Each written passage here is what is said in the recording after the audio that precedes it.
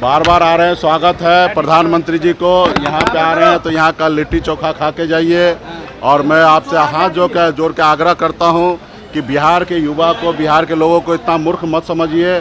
आपने जो 2014 में या 2019 में जो आपने वादा किया था, वो वादा पूरा किए कि नहीं किए, वो हमारे बिहार के युवा को बताइए कि आपने कहा था कि 2 करोड़ नौकरी देंगे हर साल, वो पूरा किए कि नहीं किए, कितना पूरा किए, थोड़ा कम भी किए होंगे तो बता दीजिए कि कितना कम किए हैं। और आपने कहा था विदेश से काला धन लाएंगे, वो आया कि नहीं आया, और नहीं आया तो कितना नहीं आया और कितना बिहार इंडिया से चला गया, उसके ऊपर बताइए। किसान को आई दुगुनी करनी थी, वो आपने किया कि नहीं किया, वो बताइए। बिहार को विशेष पैकेज देना था, वो आपने दिया कि नहीं दिया, वो बताइए।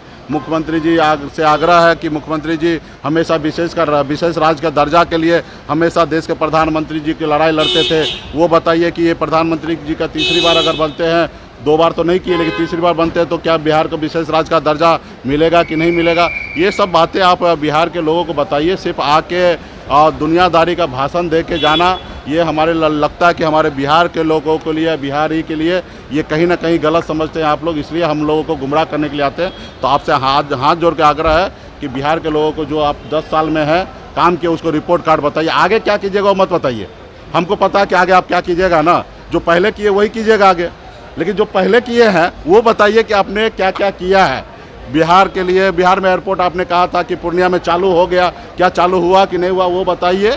तो ये तमाम चीज़ें जो है, जो खास करके बिहार के लोगों को, बिहार का तरक्की का बात जो हो उसके बारे में बात कीजिए। सिर्फ इधर आके भाषण और राशन मत दीजिए।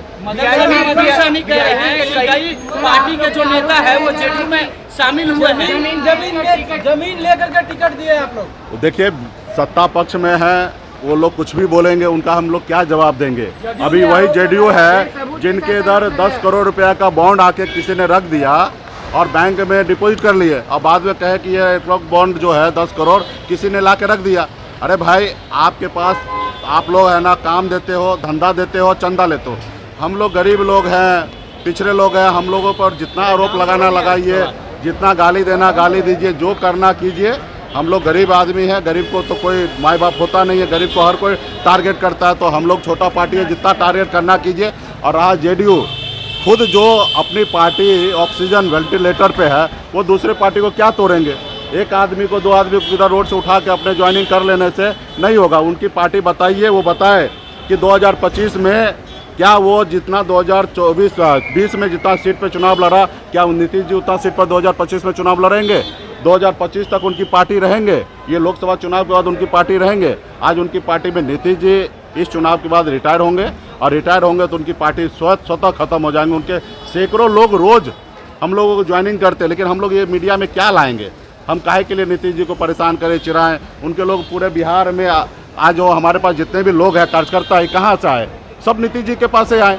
क्योंकि हमारे पॉलिटिकल पार्टी नहीं बनने से पहले अति पिछड़ा का राजनीति नीतीश जी ही करते थे, और अति पिछड़ा के नाम पे ही बिहार में इतने साल से मुख्यमंत्री बने।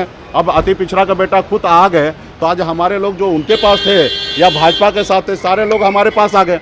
हम कोई चांद पे से हम लोगों को नहीं लाए, बिहार से ही लाए। आज हमारे पास लाखों की संख्या में कार्यकर्ता है। ये लाखों कार्यकर्ता जो है वो जेडीयू से ही आए हैं, और मदन सहनी हो या कोई भी हो, आने वाला समय में देखिएगा वो भी वीआईपी पार्टी में आएंगे।